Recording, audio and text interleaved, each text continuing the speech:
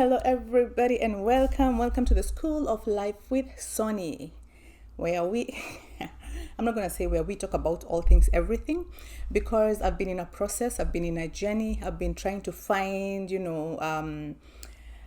my, to zero in, to find out what do I want to zero in on.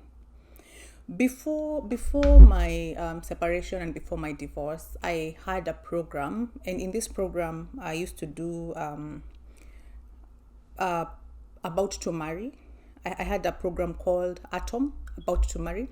I had a program called Before You Marry, and I had one called Marriage Metamorphosis, and that is all that was in relationships, because I love dealing with brokenness or heart. I love relationships a lot. And so I've been asking God, where do you want me to go? I mean, how do you want me to do this? How can I do this without losing myself? Because I don't believe that losing a marriage is equal to losing my purpose in life. Nope, not for me. And I pray that it won't be for anybody else going through that. So I'm gonna zero in on restoring relationships.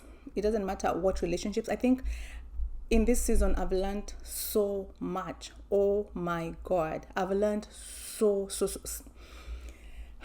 I've learned so much, so much.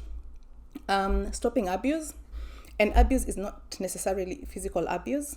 I've learned a lot on abuse. I've learned a lot on emotional abuse, financial abuse, psychological abuse. I mean, there are very, very many types of abuse. And preventing divorce. Honestly, I've said before that I believe that you should learn from other people's experiences. You shouldn't go through something someone else has gone through if you can learn from them. Did I say you shouldn't go?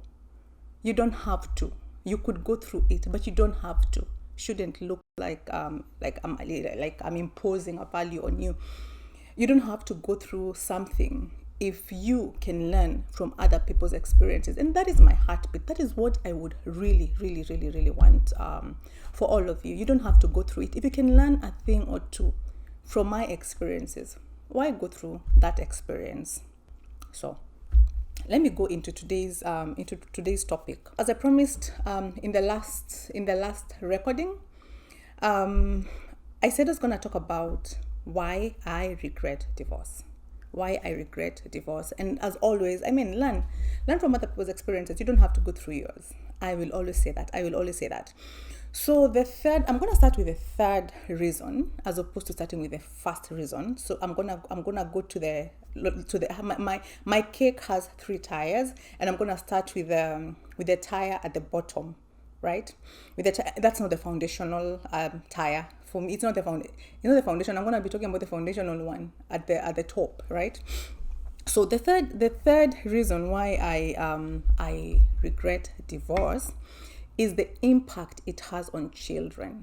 And anytime you go to maybe you talk to someone about like your situation, and you're like, oh my God, I'm so done, I don't want to do this anymore, and you have kids, people always ask you, have you thought about your children? And I'm like, ma'am,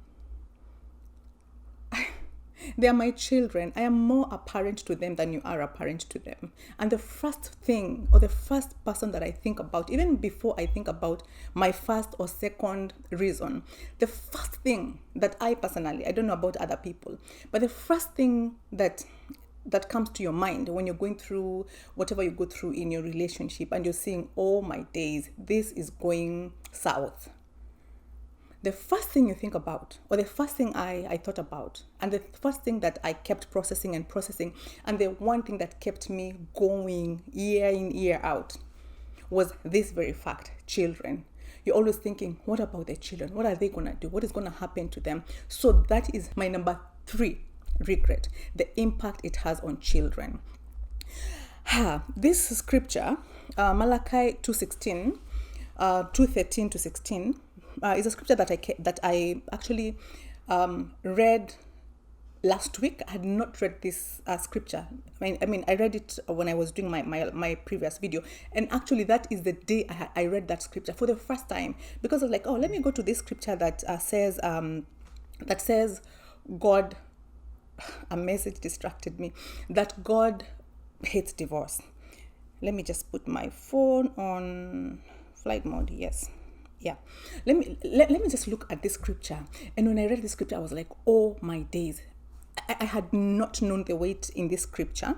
And let me just read it again. Let me read it again because I think it's so powerful, and I'm going to be reading this scripture so many times. And Malachi 2:13 says, another thing you do, you flood the Lord's altar with tears. You weep and wail because he no longer pays attention to your offerings or accepts them with pleasure from your hands. You ask, why? It is because the Lord is acting as the witness between you and the wife of your youth, because you have broken faith with her though she is your partner, the wife of your marriage covenant. Has not the Lord made them one? So the intention of course of marriage is the Lord making you one, right? In flesh and in spirit, they are his. And why one? This is now what is so heavy for me, why one? Why one? Because he was seeking godly offspring all my days. That is such a heavy scripture. So the Lord made them one because he was seeking godly offspring. It's so important for God for children to be set in families, and there's a scripture that says that in Proverbs that he sets the children in families. That is the desire of God, because if you look around, if you look in your community, if you look in your family, children that have not been brought up in families, children that have been, unfortunately, children that have been brought up in broken families, not all of them. So if you are not one of them, don't feel offended. It's not all of them, but most of them are so broken. And when a child is broken from a family, the entire society is broken. If I am broken, and the loss of parents is also something that can break you. And so many, I don't want to get into that, but I was telling my friend yesterday, 2 things that I've learned the devil uses when he wants to destroy a life or lives: poverty, loss, pain. Those are some of the things that the devil uses. They become an open door. Because when I listen to all these stories, that are given, children from broken families, your uncle, I don't know, your parents leave you, you're abandoned, you're neglected, you go live with a relative, they take advantage of you. You go live with another, they take advantage of you. You end up homeless, or you end up in a foster family that that doesn't treat you right, or that takes advantage of you. So many things happen when there's this brokenness. So many things happen when children are not raised in families, and God's intention is for children to be raised up, or to be brought up in families. So when a marriage is shaken, when a marriage is breaking, it is not about my spouse and I. That is not the plan. The plan is a long-term plan. It is a long-term plan. The plan is for my children and their children and their children's children. That is the plan. So when there are issues between my spouse and I, and we are contemplating separation or divorce, it goes beyond the two of us. It gets to our children and the cycle. I'm going to be talking about that like in one of my other reasons. So God is very interested in children, like being brought up in families. God is very interested in this covenant marriage. But don't also forget that conflicts in marriages affect children very, very much, like so much. And I'm going to be talking about that, but maybe not now. Today I just want to focus on this reason. So children are affected, and the other way that children are affected when there is conflict is the loss of identity. The loss of identity, or questioning the identity. But number one, but before that, I said number one. But before that, let me just pose this question: what do you think would happen if there was no covenant? There was no marriage covenant. There was nothing spiritual binding two people. Like you just wake up, get married, and then tomorrow, if you don't want that marriage, you can move on to a different marriage. Can you imagine a world without this pact? Can you imagine a world without this covenant? Can you imagine how, if we didn't have this, if we didn't have this, should I call it protocol, or these rules, or this I don't know what to call it, but yeah, let me just say covenant. Can you imagine a world without that covenant? So this covenant is there to ensure that there is stability for kids, to ensure that kids have identity, right? To ensure that kids are settled. Children, oh my God, I stopped using the name kids because of something I heard. So children start questioning their identity. And if you're very close with your children, you'll hear them asking you questions. What if, do you think if I wasn't born, you would have left earlier? Or they ask you, how do you feel about us now that the two of you are not together? How do you feel about me, that I look like the person you're separated from? So children have started questioning. When divorce is happening, all of you are being affected. All of you are afflicted.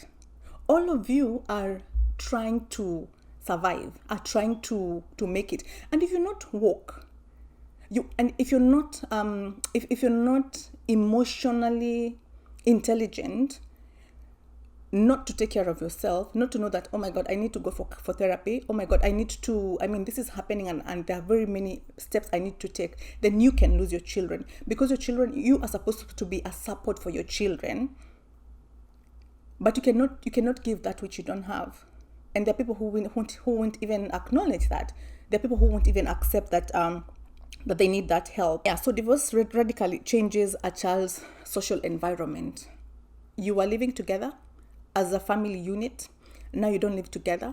There's a lot of confusion, and this happens whether you're in the same environment or not. But I would say honestly, some situations could be worse than other situations. When you have, especially when you have like the pull and push, when parents do not agree, when there is counter-parenting as opposed to co-parenting, then it becomes very, very, very difficult for the children. So the children's sense of security and protection and provision is shaken. Yeah, all that is shaken. There are parents that are very punitive. There are parents that treat their children according to who the parent that they're living with. Like, if you live with your mom, I'm not gonna do this, or if you live with your dad, I'm gonna punish your dad in this way, not knowing that the punishment you're exerting, or you think you're exerting on your spouse, whether the dad or the dad or the mom, you forget that this is not, you're not punishing them. You are punishing the children. So when you refuse to give your children priority, and you start like now using a lot of I'm just gonna say punitive methods. Oh, if you stay with your mom, I'm not gonna do this. If you stay with your dad, I'm not gonna talk to you. Let me tell you, there are parents who will not and who will never ever co-parent. They can only counter-parent. So that adds another load on the children, or children who are tossed between parents. Oh, you ask your dad, you ask your mom, you ask, like now you've brought in another burden or another weight on children that they shouldn't bear. They already have a lot that they are bearing. So their sense of security, their sense of protection is lost, and their financial status may change. if they were living with a parent who could give them everything that they want, and now that with a parent who cannot be able to give everything that they want, and the other parent is like, you're gonna see now, you will know. That's what I'm saying. Punitive parents. You will know that you are living a good life. You will know that I was a better parent. So when you stop putting the priority, the children as priority, then children will start suffering a lot. So co-parenting challenges also places a lot of weight, or a heavy weight on the children. Children are not supposed to be mediators between a broken relationship. They were not even there. Why are they being pulled in between? In between that. So it's essential to handle this transition with a lot of care, with your children in mind. Let your child talk to the other parent. Let them talk to them confidently, knowing that if I do this, mom is not going to be mad, dad is not going to be mad. If I talk, even ask your kids, like, have you talked to your other parent? Have you communicated? Let them know it is okay. Let them know it is okay to be in a relationship and to be in a healthy relationship with the other parent. So all said and done, it is important. It is very, very important to raise your children in a healthy environment. Whatever that means, you know what that means. I've dealt as a therapist. Having worked in a college and having worked in a hospital where I was dealing with young people. I've had students tell me, I'm going home this holiday. This is what I want to process. I'm going home and I'm hoping to find them together. And I've also dealt with students who have told me, I'm going home and I really, really hope that I'm not going to find mom at home, or I'm not going to find dad at home. So you have a boy or a girl who is so scared of not finding their mom or dad at home, and you also have one who is so scared of finding mom or dad home because by the time they were leaving home, things were so bad, and they were hoping, oh my God, if my mom is going to be alive, if my dad is gonna survive, then the only or the best thing is for them to separate. And if you want to know if you're a good parent, if you want to know if your children are in a safe environment and if they are feeling, if they're feeling safe, ask your children some important questions. Ask them some important questions. Ask them, like, how safe do you feel in this home? And sometimes in your conversations, ask them, oh, would you want to marry a man like dad? Would you want to marry a man like mom? I'm talking about, I'm saying when you're in good terms, not when you're not in good terms. Now I'm talking about you who is in a healthy relationship. Just find out. Then ask them, why wouldn't you marry someone like that? Why won't you marry someone like that, like mom? Then you will get a lot. They will tell you, no, I don't like the way you. Then you will know what is affecting your children, right? So I've said number 3 is the impact it has on children. Let me say this. It is better for your child to be in a single parent home with a healthy, stable, loving parent, or in a healthy, stable environment, as opposed to being in a chaotic, two-parented, I don't know whether that's correct English, but yes, two-parented home where they live in fear, where they live with a lot of anxiety, wondering, is mommy gonna make it today? Is daddy gonna make it today? It is better to it is better for the children. You have more healthy children when they are in a single parent environment and it's healthy and it's stable, as opposed to a chaotic home, a toxic home where they see a lot of things, and some people call their children into their conversations. They do. Some people do. Yeah, so some people actually do invite their children in their conversations. I tell you, and they expose them, you start talking, you start like having a disagreement, they open the door for the children to hear. So you'd rather be in a safe environment, and I think your children want to be in a safe environment, and it's you would bring up healthier children, emotionally, psychologically, physically, yeah, so the impact, it is significant. The other thing is the void, the void that cannot be filled by the other parent. No matter how good of a parent one parent is, and especially if your children, if you are involved parents, like if both of you are involved parents in your children's lives, that void cannot be filled by anything else. You can try to, I think what I'm saying is it's inevitable, like the damage. I almost thought of collateral damage. Children are not collateral damage, and they should not be treated as such. But it happens when you're not cooperating. They start feeling like, oh my God, are we the damage in this thing? Are we the damage? Back to the void. So the void cannot be filled. One parent is not going to fill that void. They can try, they can work hard, they can work at it, but you all learn to adjust. And it's not as bad as I'm saying, it's not as bad as it might sound like, oh my God. So no. You all learn to adjust, and it's a process for all of you, and all of you need support. You all you all need support from each other, from the society, from the community. So get your support system. Your children have cracks, and that crack, good news, can be fixed. It can be narrowed. That crack can be narrowed by you being an amazing mom, you being an amazing dad, you focusing on your children's emotion, having good conversations with them. You can bridge it, and you can be a happy family. You can be a very, very happy family, even as a single parent. So I'm not advocating for that, but I'm saying when that happens, it's not all lost. But I'm saying the impact on children is inevitable. So if you can avoid, work on your relationship. By all means, work on it. You don't want to raise your children in a chaotic environment, and you also don't want to raise your children with confusion. Like, okay, who am I, right? Yeah. So see you in my second video, where I'm gonna be giving you my second and first reason why I regret divorce. Ciao, ciao.